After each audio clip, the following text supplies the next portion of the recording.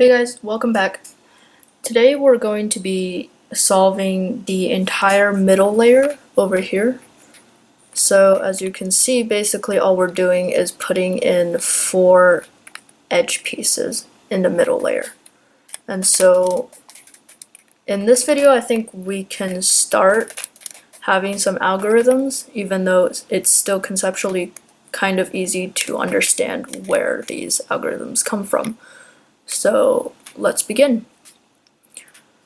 So first thing to do here is you want to find in the top 4 edges ones that belong in the middle layer but aren't there yet. And so, for example, we can start off with red and green, this piece. And so we turn it here and we can see that red-green belongs between red and green. And so now here comes the algorithm. When you want to turn the red-green piece, so whatever's facing the side and not on the top, you want it to match the color on the side first. And so if this were flipped, green-red, then you would put it over here to start the algorithm, but it's not, so red matched up. And so now you want to put this piece to the right so it can go with green. There are 2 algorithms for this type of middle layer edge solving. And it only matters the direction where you want to send the piece. So there's one algorithm going to the right and one algorithm going to the left. It's basically the reverse. And so over here, let's do an example. And since we want to go right, we start off with a clockwise move, sending the piece to the left. And then we flip this side up. Because we want it over here, then that's the target space. And then we turn this back. And so now you can see this white piece is over here, red, green. And so if you flip this down here, then the red and green will be matched up. Right, let's do that and see what happens. There. Red and green are now matched up. And so now you have this 2-piece thing that you want to send back here. So the white matches that. Well, basically, if you turn it like this, you can see that this is exactly what we've done in the last video. And except this piece has been added on.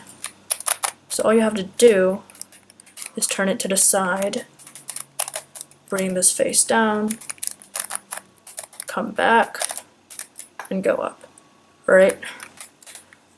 So that's conceptually what's going on over here. And so let's do another one without changing the orientation, like turning the cube or whatever.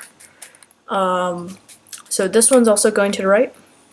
So top, right, top, right, top, front,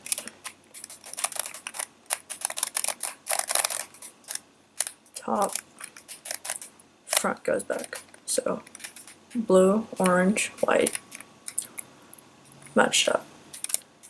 And then we have green and orange over here, and a red and blue. As you can see, red and blue belongs over here, but it started off in its orientation over here. So if we put green and orange in, it'll automatically come back up to the top. So all we have to do now is get this in its rightful position, and then we can work freely with this one. So as you can see, this one goes in to the left. So you just basically start it off reversed.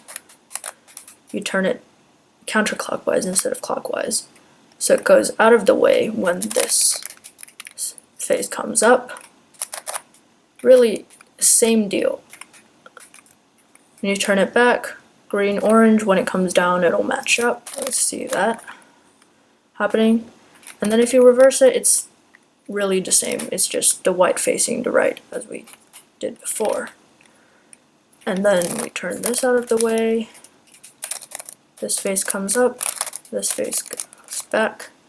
The white matches up, orange matches up, and when we turn this down, green matches up. And so now we're missing just one piece, red and blue.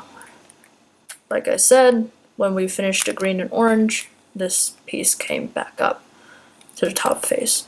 And now we can work with it. Going to the left, so we start off going to the right, left,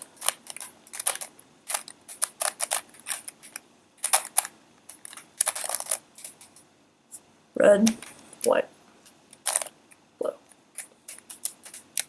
And so, there you have your bottom two layers all figured out.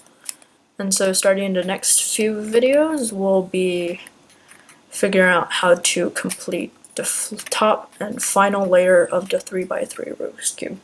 See you next lesson.